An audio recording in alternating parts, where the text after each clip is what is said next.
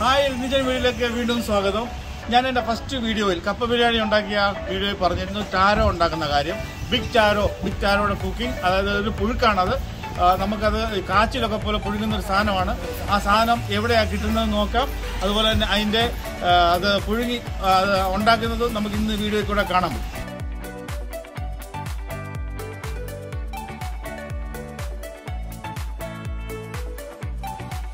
രണ്ടു തരം ടാരോ ഉണ്ട്.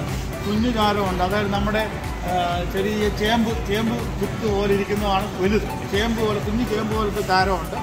അതുപോലെ തന്നെ ബിഗ് ടാരോ ഉണ്ട്. നമുക്ക് ആ ബിഗ് ടാരോ നോക്കാം. ഇത് ചൈന കടകളിലാണ് കൂടുതൽ കിട്ടുന്നത്. ഞാനിപ്പോൾ ഒരു ചൈനീസ് ഗ്രോസറി ഷോപ്പിലാണ് അവിടെ നിന്ന് ടാരോ മേടിക്കാൻ വന്നത്. ഇവിടെ നമുക്ക് നോക്കാം അത് ഉണ്ടോ ഇല്ലയോ. കുറവാണെന്നാണ് തോന്നുന്നത്.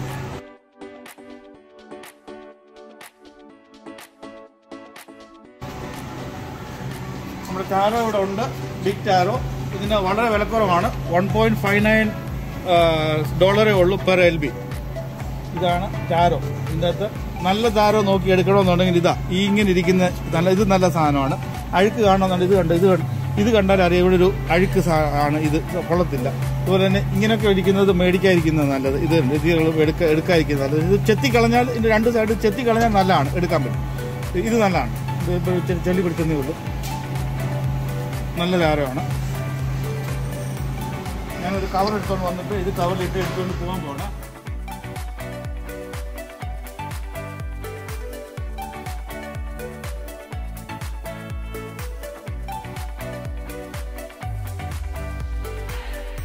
ഇവിടെ നമ്മുടെ നാട്ടിലെ കപ്പയിൽ സുലഭമായിട്ട് കിട്ടും. ഇതാണ് ഞാൻ പറഞ്ഞ നമ്മുടെ ചേമ്പ്, നാട്ടിൽ കിട്ടുന്ന ചേമ്പ്.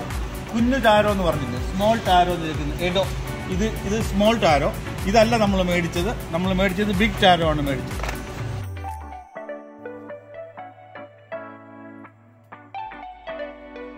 അങ്ങനെ നമ്മൾ ടാരോ മേടിച്ചുകൊണ്ട് വന്നിരിക്കുകയാണ്. ഇനി ഇതിനെ ചെത്തി വെടിപ്പാക്കി വൃത്തിയാക്കി കഷ്ണമാക്കി നമ്മൾ കുക്കിങ്ങിൽ ഇടാവുന്നതാണ്. ടാരോ ഞാൻ ചെത്തുന്നത് എങ്ങനെയാണെന്ന് കാണിക്കുക. നിങ്ങളെല്ലാവരും സൂക്ഷിച്ച് നോക്കണം.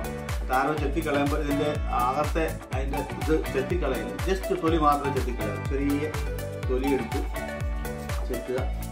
രണ്ട് കളർ പോലെ തൊലിയുണ്ട്. ഒരകത്ത് വേറൊരു ചെറിയൊരു മെറൂൺ കളർ പോലെ ഉണ്ട്. അതും പോകുന്ന രീതിയിൽ ചെത്തുക.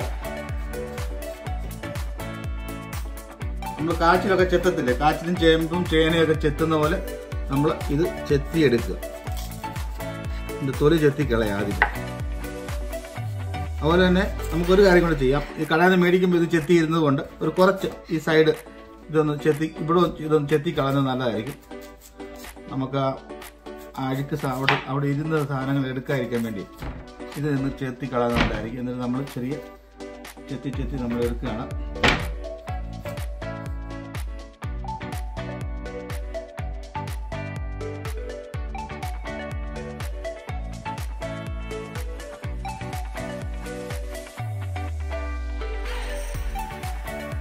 നമ്മൾ ഇതിൻ്റെ തൊലി ചെത്തിക്കളഞ്ഞിരിക്കുകയാണ്. പിന്നെ ഒരു കാര്യം കൂടെ പറയാൻ നിങ്ങൾ ശ്രദ്ധിക്കണം. ഈ ടാരോയും കൊണ്ട് നമുക്ക് പല കാര്യങ്ങളുണ്ടെങ്കിൽ, ഇപ്പം ഞാനിപ്പോൾ ഇത് പുഴുങ്ങാൻ പോവാണ്. ഇത് പുഴുങ്ങ മാത്രമല്ല, ഇതുകൊണ്ട് നമ്മൾ കപ്പയുപ്പേരി ഉണ്ടാക്കുന്ന പോലെ ചെറുതായിട്ട് ചെത്തി ഇങ്ങനെ അരിഞ്ഞെടുക്കാന്നുണ്ടെങ്കിൽ കണ്ടിച്ചിട്ട് 4 കണ്ടിച്ചിട്ട് ഇത് അരിഞ്ഞ് കപ്പയുപ്പേരി ഉണ്ടാക്കാൻ അരിയുന്ന പോലെ അരിഞ്ഞു കഴിഞ്ഞാൽ ഇതുകൊണ്ട് നല്ല ഉപ്പേരി ഉണ്ടാക്കാൻ പറ്റും. അതുപോലെ തന്നെ ഇത് തോരൻ വെക്കാം, ബെസ്റ്റ് സാധനമാണ്. തോരൻ വെക്കാം. അതുപോലെ തന്നെ വേറെ നമുക്ക് ഇതിന്റെ ബബിൾ ടീ ഉണ്ടാക്കും. ഇതടിച്ച് ഗ്രൈൻഡ് ചെയ്ത് നമ്മൾ ജ്യൂസ് അടിച്ച് ഈ ബബിൾ ടീ ഉണ്ടാക്കാൻ പറ്റും.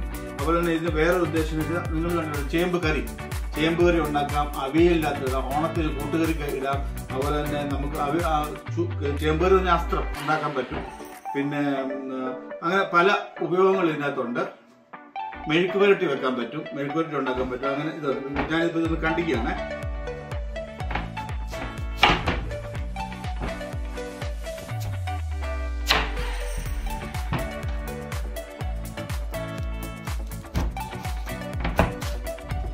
കണ്ടിച്ചിട്ട് ചെറിയ നമ്മൾ കാച്ചിലിന് ഇടുന്ന പോലെ തന്നെ കാച്ചിൽ കണ്ടിക്കുന്ന പോലെ ചെറുതായിട്ട് കണ്ടിക്കുക.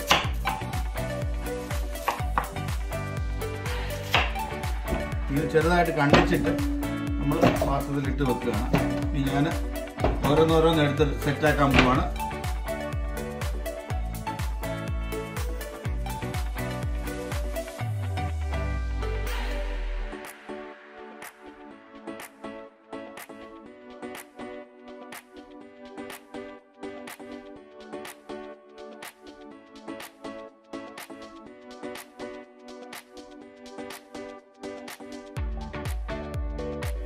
നമ്മൾ താരോ കട്ട് ചെയ്തെടുത്ത് താരമാണിത്. ഇതിനെ ഇനി കുറച്ച് എടുത്ത് നമുക്ക് കഴുകാം. കാരണം എല്ലാം കൂടെ ഈ പാത്രത്തിലിട്ട് കഴുകാൻ പറ്റത്തില്ല. അതുകൊണ്ട് നമ്മൾ ഇച്ചിരി വലിയ പാത്രം എടുത്തിട്ട് ഇതിനെ പകുതി വെച്ച് നമ്മൾ കഴുകാൻ പോകണം. നമുക്ക് കഴുകാൻ മാക്സിമം എടുത്തിട്ടു ഇതിന്റെ പകുതി എടുത്തിട്ടു ഞാനിത് കഴുകുകയാണ്. വെള്ളത്തിലിട്ട് നല്ലതായിട്ട് കഴുകണം. ഇത് കഴുകുന്ന പറഞ്ഞാൽ ഇതിന് ഒരു കളർ വ്യത്യാസമൊക്കെ പാചകമൊക്കെ ഉണ്ടാവും.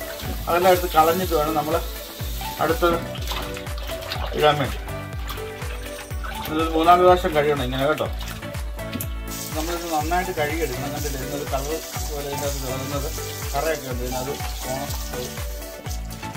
എടുത്തിട്ട് കഴുകിയെടുത്തിട്ട് നമ്മളിപ്പുറത്ത് അതൊരു ചെറിയൊരു ചീത്തയുള്ള പാത്രത്തിലിട്ടാണ് നമ്മൾ വെള്ളം വരാൻ വേണ്ടി വെക്കുന്നതാണ്.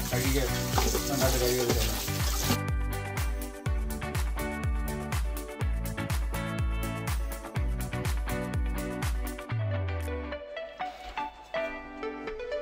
നമ്മൾ ഈ താരോ നമ്മൾ ഓരോ വെള്ളം തിളയ്ക്കാൻ വെച്ചിട്ടുണ്ടായിരുന്നു.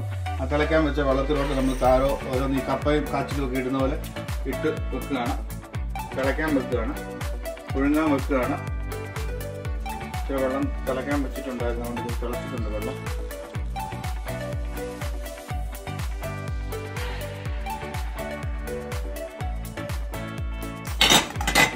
അങ്ങനെ നമ്മുടെ താരോ പുഴുങ്ങാൻ വേണ്ടി വെച്ചിരിക്കുകയാണ്. ഇതിങ്ങനെ കുറച്ച് കഴിഞ്ഞ് നമുക്കൊന്ന് വേവൊക്കെ നോക്കണം. ഒത്തിരി സമയം എടുത്ത് വേഗം പരുവാന്ന് പറഞ്ഞാൽ കുറച്ച് ഉപ്പിടണം. കുറച്ച് ഉപ്പിട്ടിട്ട് കപ്പയ്ക്കും കാച്ചിലും ഒക്കെ ഇടുന്ന പോലെ കുറച്ച് ഉപ്പിട്ട് നമ്മൾ അതിനെ ഒരു 2-3-4 മിനിറ്റ് കൂടെ വെച്ച് തിളച്ച് കഴിഞ്ഞിട്ട് നമ്മൾ ഇതിനെ ഊറ്റിയെടുക്കണം. അതുപോലെ തന്നെ സ്ട്രെയിനറിൻ്റെ അകത്തെടുത്ത് നമ്മൾ ഊറ്റി എടുത്ത് വെക്കേണ്ടി വരും. ഇപ്പൊ ഇതിന് തിളക്കിയിട്ട് ഇതിന് പാവാകുമ്പോൾ നമുക്ക് വന്ന് ശരിയാക്കാം.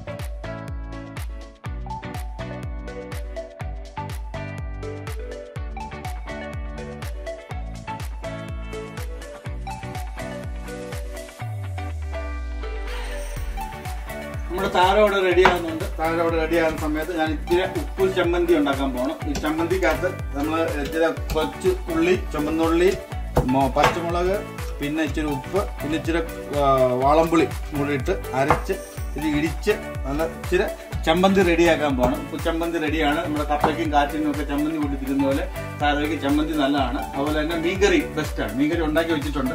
അതുകൊണ്ട് ചമ്മന്തി ഇച്ചിരി റെഡിയാക്കുക.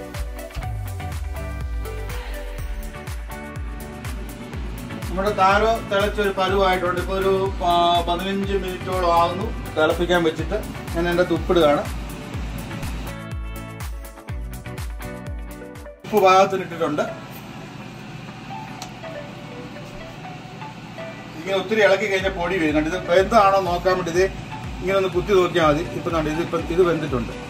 ഇത് വെന്ത പരുവം കാണാമല്ലോ. പക്ഷെ ഇത് വെന്തില്ല. അതുകൊണ്ട് കുറച്ച് നേരം കൂടി ഇനി തിളയ്ക്കാനുണ്ട്. ഇതൊന്നും നല്ലതായിട്ട് വെന്തിട്ടില്ല കേട്ടോ.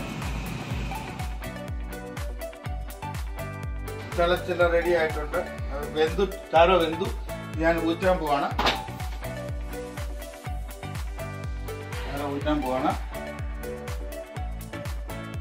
അതിന് മുമ്പ് നമുക്ക് ചെറിയ തണുത്ത വെള്ളം തുറന്നു വിടാം.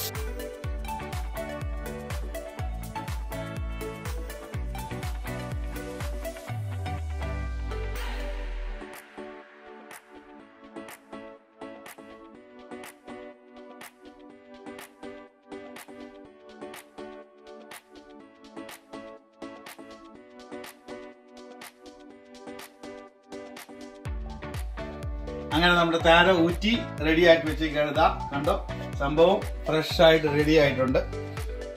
ഇങ്ങനെ ഈ ഒരു പരുവത്തിന് നമുക്ക് കിട്ടണം. കാച്ചിൽ പുഴുങ്ങിയിരിക്കുന്ന പോലെ തന്നെ നമ്മൾ പുഴുങ്ങി റെഡിയാക്കി കിട്ടിയിട്ടുണ്ട്. ഇതിന് ഞങ്ങൾ പ്ലേറ്റിലോട്ട് മാറ്റാൻ പോവാണേ.